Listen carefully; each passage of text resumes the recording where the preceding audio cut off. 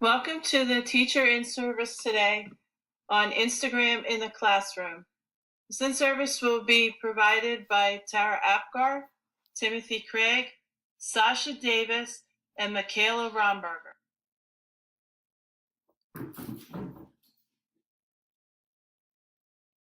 What is Instagram? Instagram, a mobile photo and video capturing and sharing service, has quickly emerged as a new medium in the spotlight in the recent years. It provides users an instantaneous way to capture and share their life moments with friends through a series of filter-manipulated pictures and videos. Since its launch in October 2010, it has attracted more than 150 million active users, with an average of 55 million photos uploaded by users per day, and more than 16 billion photos shared so far. The extraordinary success of Instagram corroborates the recent reports which states that photos and videos have become the key social currencies in today's society.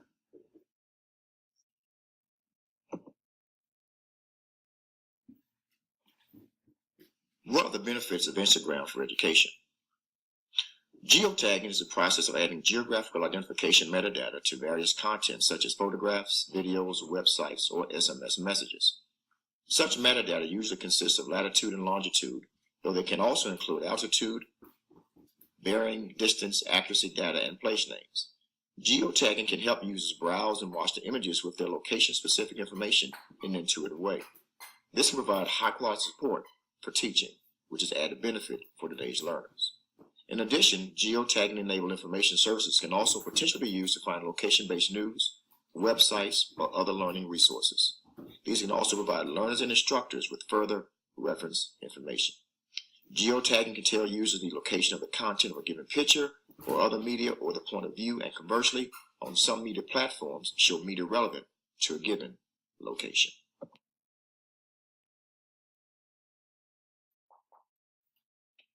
In order for the teacher to properly set up Instagram for classroom use, the teacher must first create an Instagram page of their own.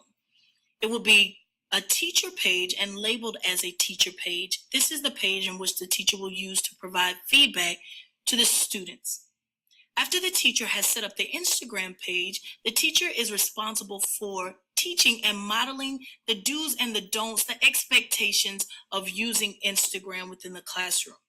Students are usually familiar with using Instagram in other ways, but in the classroom, Instagram should be used differently. So the teacher, after they model the do's and the don'ts and the expectations of using Instagram, the teacher should also allow the students to create an Instagram page as a group within the classroom. So each group would have their own separate Instagram. And if the teacher's page, for example, would be Liberty Teacher, the student's page would be Liberty Group 3 or Liberty Group 2.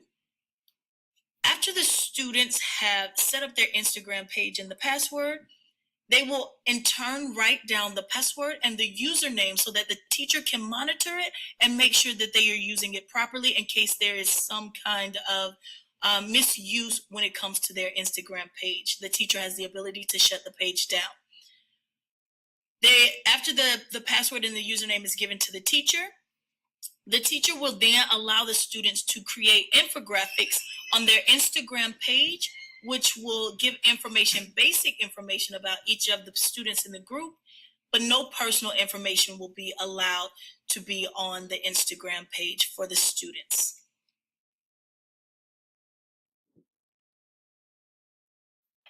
There are many ways to use social media within the classroom. Take Instagram, for instance. As a social studies teacher, you may often have the students create timelines to connect the information. Students can show what they understood from the lesson by creating infographics and video clips as a review of what they've learned and a progressive timeline. This is beneficial for the teacher and student. The teacher can meet students where they are, monitor growth and progress, assess learning, and provide valuable feedback.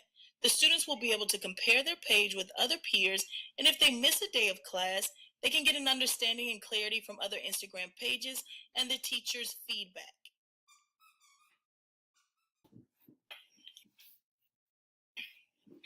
When using Instagram as an educator, You have the ability to target a specific audience. Your students will be highly engaged because they are familiar with Instagram more than likely. You're able to post comments easily and provide feedback. And you also are able to increase the amount of students that you are able to reach.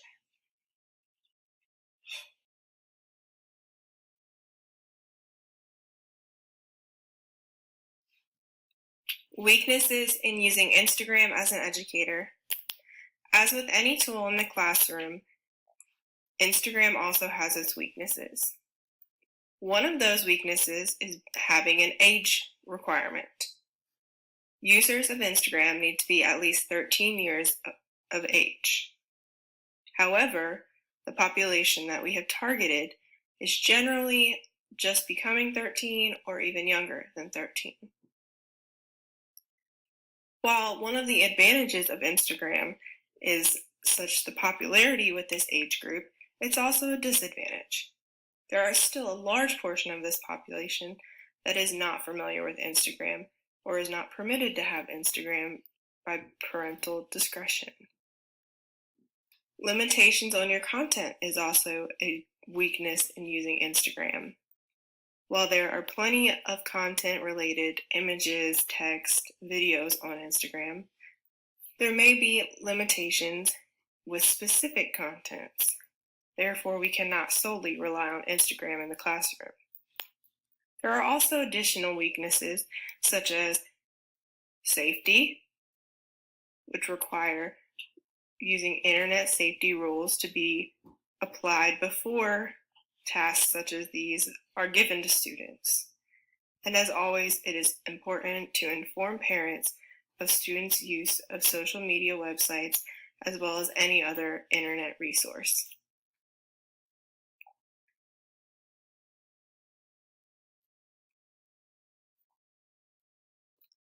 Using Instagram as a feedback tool in the classroom. One thing as teachers we are always trying to improve on is feedback. And not only just feedback, but quality feedback that our students can grow from. And one way we can do that is through the use of Instagram. Today, our students are extremely familiar with Instagram. They know how to post pictures, post comments on each other's posts, and whether we know it or not, our students are constantly giving feedback to one another.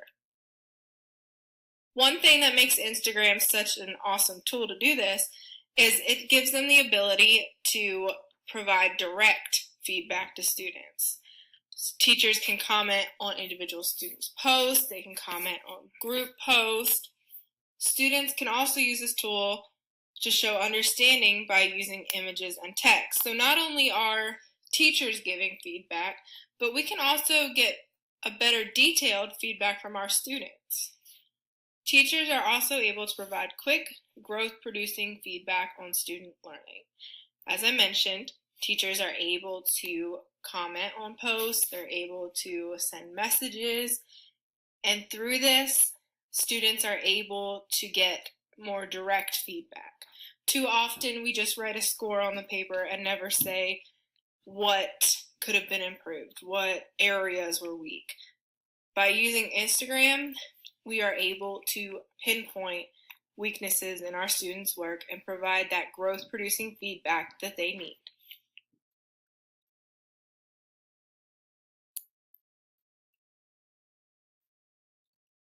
Regarding Instagram's usability and sustainability, a 2017 study of social media data usage ranks Instagram the top platform, comparably in number of posts, media users, and days of use. Instagram's continued sustainability is connected to the fact that it has more diverse users than any other social media application.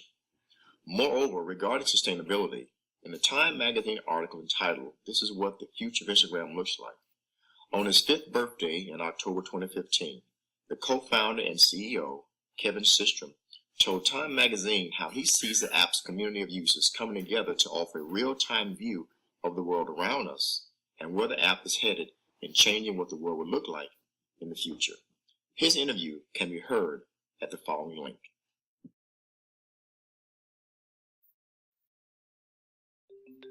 You can see the world happening in real time through Instagram. And I think that's true whether it's Taylor Swift's 1989 tour, which trends on Instagram all the time, or an important moment like a protest overseas or a march like Je suis Charlie in Paris.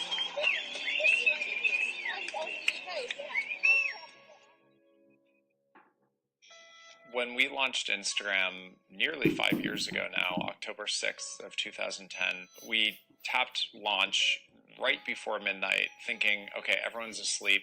But, we were a little naive and we didn't realize that midnight Pacific time actually meant that it was morning in Europe and midday elsewhere. And all of a sudden people just started rolling in droves. The stress of keeping the servers up was actually literally what kept us up at night. When I was a junior in college, I got to take a really awesome photography class. And my photography teacher, the day I arrived, I had this new fancy camera with a fancy lens. And he took it away and he said, no, today you're going to use this. And it was a plastic Holga camera. And it took pretty blurry photos. They were square. And he taught me you could add chemicals to the development bath. And it would change the tone of the actual developed photo. It was a lesson I just applied later when we started creating Instagram. We had to create something that incentivized you to take photos, and filters were it.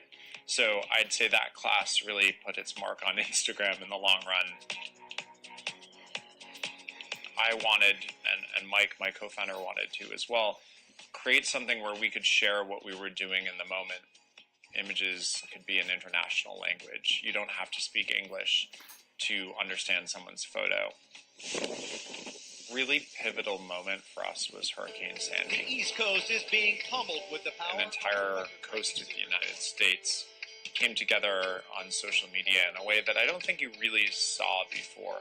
At the end of the day, there's no better way to consume what's happening in the world other than images and video, and I think Instagram's at the natural nexus of both of those. The next decade, at least on Instagram, will be the decade where we realize the power of a collective group of people capturing the world in real time through their phones. I don't think we quite understand how that will disrupt industries. I hope in 100 years that I'll be around to see what people think about Instagram, but I know that human nature to connect with other people and the human need to communicate visually and to see what's happening in the world will never go away.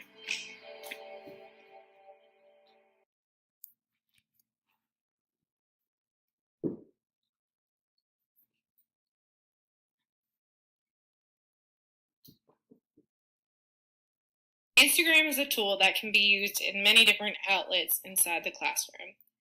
One way is to showcase student work. Instagram allows you to post videos, text, and even images. Therefore, there are a variety of ways that we can showcase student work. If parents follow a teacher Instagram account, they can also see the student work from there. Or it can just be a way to share student work with other peers. Another way to use Instagram is by having students imagine how a historical figure would use Instagram. Having students post from the perspective of a historical figure, or even just how the post would be different from today compared to a historical time period. Another way to use Instagram is by sharing reading recommendations.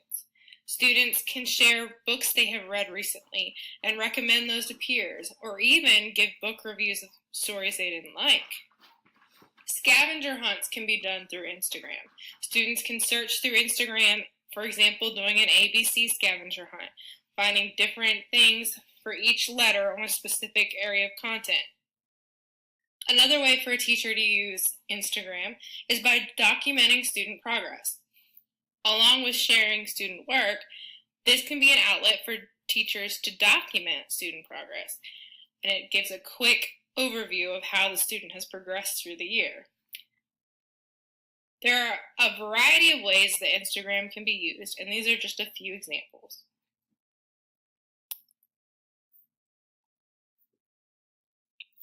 Provided is a list of references used in the making of this ISD presentation.